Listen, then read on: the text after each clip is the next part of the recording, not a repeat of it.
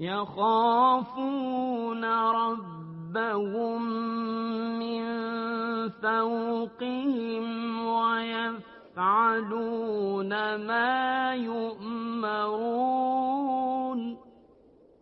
તેઓ પોતાના રબની કુદરત અને મહાનતાથી ડરે છે અને તેમને જે હુકમ આપવામાં આવ્યો છે તે બજાવી લાવે છે. તફસીર: આ આયત પરથી સ્પષ્ટ રીતે સમજાય છે કે ઘમંડ ન હોવાનો બે નિશાની છે.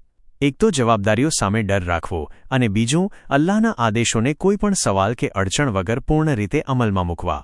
પૈગામ: 1. અલ્લાહથી ડરવું એટલે અલ્લાહની સર્વોચ્ચ સત્તા અને હુકુમતને સ્વીકારીને ડરવું. 2. જે કોઈ અલ્લાહથી ડરે છે તો તે સંપૂર્ણ રીતે અલ્લાહની ફરમાબરદારી કરવા લાગે છે. 3. ફરિશ્તાઓ પાસે શક્તિ હોવા છતાં તેઓ ફક્ત અલ્લાહના હુકમ મુજબ જ અમલ કરે છે. 4. અલ્લાહનો ડર અને અલ્લાહના હુકમ ઉપર અમલ કરવું બંને અલગ નથી.